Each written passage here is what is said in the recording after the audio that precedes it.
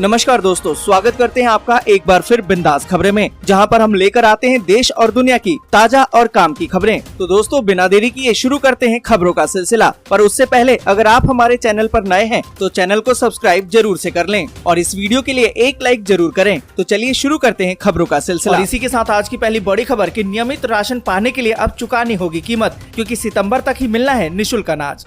आपको बता दें कि नियमित राशन का लाभ लेने वाले राशन कार्ड धारकों को अब कोटे से खाद्यान्न पाने के लिए उसकी कीमत चुकानी होगी, क्योंकि राशन दुकानों में सितंबर 2022 तक ही मुफ्त अनाज वितरित किए जाने का निर्देश है। आपको बता दें कि शासन स्तर से अभी तक मुफ्त अनाज वितरण को आगे बढ़ाने संबंधी कोई भी निर्देश जारी नहीं हुआ है। इसलिए सितंबर के बाद वितरित होने वाला राशन का अनाज अगर उन्हें लेना है तो राशन कार्ड धारकों को एक निर्धारित कीमत चुकानी होगी। इससे बीते 2 सालों में निःशुल्क खाद्यान्न का लाभ उठा रहे राशन कार्ड धारकों को तगड़ा झटका लगेगा। आपको बता दें कि प्रधानमंत्री गरीब कल्याण अन्न योजना के तहत पात्र गृहस्थी और अंत्योदय कार्ड धारकों को प्रति यूनिट 3 किलोग्राम चावल और 2 किलोग्राम गेहूं का वितरण होता है। और इसी प्रकार नियमित खाद्यान्न योजना के तहत प्रति यूनिट 3 किलोग्राम चावल और 2 किलोग्राम गेहूं, जबकि अंत्योदय राशन कार्ड धारकों को 21 किलोग्राम चावल और 14 किलोग्राम गेहूं मिलता है।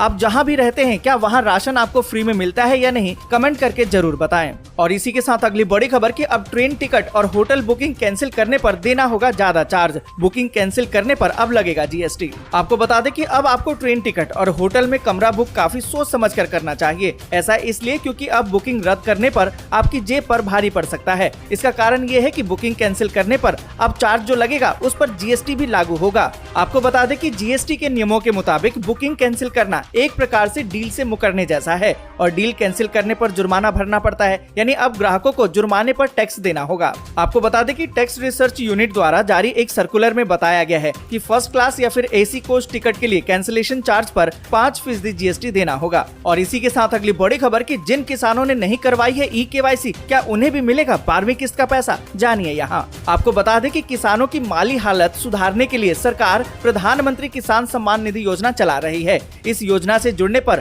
पात्र किसानों को सालाना 6,000 रूपए दिए जाते हैं और इस पैसे को 2-2 हजार रूपए की 3 किस्तों में हर 4 महीने के अंतराल पर किसानों के बैंक खाते में भेजा जाता है। 11वीं किस्त किसानों को मिल चुकी है, अब किसानों को 12वीं किस्त का इंतजार है। आपको बता दें कि 11वीं किस्त के समय देखा गया था कि कई लाभार्थियों ने ई-केवाईसी नहीं करवाई थी, जिसके कारण उनके किस्त के पैसे अटक गए थे। इसके अलावा सरकार की तरफ से भी पहले ये साफ कर दिया गया था कि अगर आप ई-केवाईसी नहीं करवाते हैं तो किस्त के पैसे अटक जाएंगे। ऐसे में अगर आपने भी 31 जुलाई 2022 तक ई-केवाईसी नहीं करवाई है तो तय नियमों के हिसाब से 12वीं किस्त के पैसे अटक जाएंगे।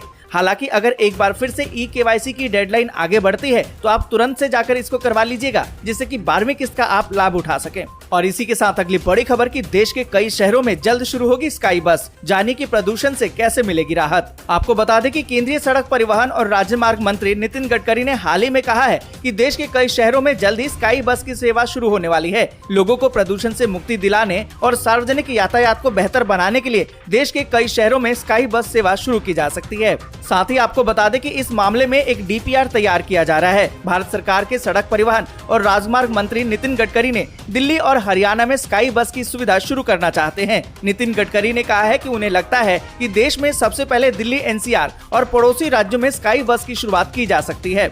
और इसी के साथ अगली बड़ी खबर की स्वतंत्रता सप्ताह और हर घर तिरंगा अभियान की तैयारी जोरों पर, लहराएंगे 4.5 करोड़ तिरंगे। आपको बता दें कि देश की स्वतंत्रता के 75 साल पूरे होने के उपलक्ष्य में हर समारोह को प्रदेश सरकार ने जोरदार ढंग से मनाने की तैयारी कर ली है। 11 से लेकर 17 अगस्त तक स्वतंत्रता सप्ताह के रूप में मनाया जाएगा। वहीं 13 से लेकर 15 अगस्त तक हर घर तिरंगा अभियान बेहद ही बड़े स्तर पर मनाया जाएगा। आपको बता दें कि प्रदेश सरकार ने हर घर तिरंगा अभियान के तहत 4.5 करोड़ तिरंगा फहराने का लक्ष्य रखा है।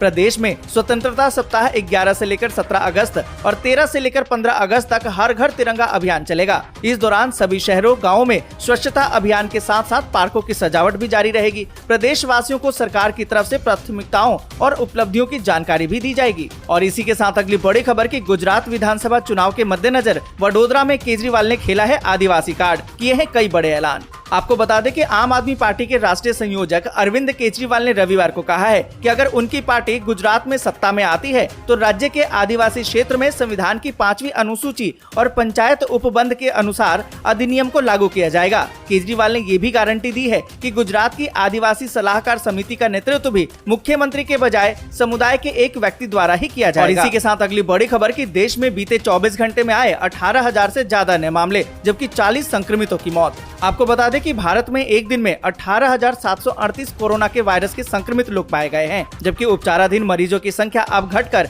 1,34,933 हो गई है। वहीं 24 घंटे की बात करें तो 40 और मरीजों की मौत हो गई है। और इसी के साथ अगली बड़ी खबर की 6 ट्रेनों में लगाए जाएंगे अतिरिक्त कोच, यात्रियों को कंफर्म टिकट पाने में होगी सहूलियत। यहाँ पर आपको बता दें कि इस त्योहारी सीजन में ट्रेनों में यात्रियों को बढ़ते दबाव को देखते हुए रेलवे विभाग ने कुछ ट्रेनों में अतिरिक्त कोच लगाने की व्यवस्था की है। रेल मंडल से चलने वाले और गुजरने वाले 6 ट्रेनों में अतिरिक्त कोच लगाए जाएंगे और इसका फायदा यात्रियों को होगा। इन्हें कंफर्म टिकट पाने में सहूलियत भी होगी। वैसे भी त्योहार में पहले ट्रेनों में जबरदस्त दबाव है और कई ट्रेनों में नो रूम की स्थिति बन चुकी है। यात्रियों को वेटिंग के टिकट भी नहीं मिल पा रहे, जिसको देखते हुए रेलवे ने अप और डाउन की 6 ट्रेनों में अलग अलग श्रेणी के अतिरिक्त कोच लगाने का निर्णय लिया है। और इन ट्रेनों में भोपाल, बिलासपुर और अमरकंटक एक्सप्रेस जैसी ट्रेनें भी शामिल है। और इसी के साथ अगली बड़ी खबर कि चीन ने दी है चेतावनी, ताइवान पर बड़े संकट को हवा देने से बाज आए अमेरिका।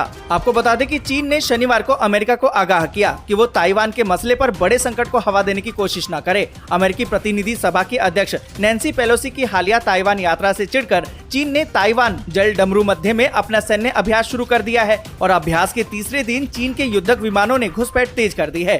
आपको बता दें कि चीन का मानना है कि पेलोसी की यात्रा की अनुमति देकर अमेरिका ने ताइवान पर उसकी संप्रभुता को चुनौती दी है। और इसी के साथ अगली बड़ी खबर कि राष्ट्रमंडल खेलों में भारत ने 16 साल के बाद महिला हॉकी में जीता पदक, न्यूजीलैंड को शूट आउट में हराया। आपको बता दें कि भारतीय महिला हॉकी टीम ने राष्ट्रमंडल खेलों में 2022 में रविवार को न्यूजीलैंड को शूट आउट में मात दिया है। 16 साल के बाद राष्ट्रमंडल खेलों में ये पदक जीता है। आपको बता दें कि भारत ने कांस्य पदक मैच में न्यूजीलैंड को 1-1 और 2-1 से हराकर कांस्य का तमगा अपने नाम कर लिया है। और साथ ही आपको बता दें कि अमित पंघाल ने पुरुषों के बॉक्सिंग में इंग्लैंड को हरा दिया है और गोल्ड मेडल अपने नाम कर लिया। और इसी के साथ अगली बड़ी खबर कि एंटनी ब्लिंकन ने कहा कि जरूरी वैश्विक मुद्दों की बातचीत पर अड़ंगा न लगाए ड्रैगन। आपको बता दें कि अमेरिकी प्रतिनिधि सभा की अध्यक्ष नैन्सी पेलोसी की ताइवान यात्रा के बाद से ही चीन बौखलाया हुआ है और कई ऐसे कदम उठा रहा है जो अमेरिका को रास नहीं आ रहे हैं। ऐसे में अमेरिकी विदेश मंत्री एंटनी ब्लिंकन ने शनिवार को कहा कि चीन को जलवायु संकट जैसे महत्वपूर्ण वैश्विक मामलों पर वार्ता में अड़ंगा नहीं लगाना चाहिए। आपको बता दें कि पेलोसी की यात्रा के बाद से पहले से खटास से भरपूर रहे दोनों देशों के रिश्ते में और तलखी आ गई है। आपको बता दें कि चीन की इस हरकत पर ब्लिंकन ने कहा है कि हमें अपने बीच में मतभेद के चलते वैश्विक चिंता के मामलों पर सहयोग में अड़ंगा नहीं लगाना चाहिए। अन्य पक्ष हमसे ये उम्मीद कर रहे हैं कि हम उन मुद्दों पर काम करना जारी रखेंगे जो उनके लोगों के साथ साथ हमारे अपने लोगों के जीवन और आजीविका के लिए जरूरी है। चीन का ये कदम अमेरिका के खिलाफ नहीं बल्कि दुनिया के खिलाफ है। दुनिया का सबसे बड़ा कार्बन उत्सर्जन और जलवायु संकट का मुकाबला करने से वो इनकार कर रहा है। साथ ही आपको बता दें कि ब्लिंकन ने कहा कि ताइवान के आसपास पानी में चीन की मिसाइलों का गिरना बहुत ही खतरनाक बात है। ब्लिंकन के साथ अपनी छोटी सी बैठक में फिलीपींस के राष्ट्रपति ने इस बात का जिक्र किया और वो इस हफ्ते पेलोसी की ताइवान यात्रा के बाद से जो घटनाक्रम हो रहा है उससे उन्होंने हैरानी जताई। तो आज के लिए बस यहीं तक। वीडियो आपको अच्छी लगी हो तो लाइक और शेयर जरूर कर दें। अगर अभी तक आपने चैनल को सब्सक्राइब नहीं किया तो सब्सक्राइब जल्दी से कर लें।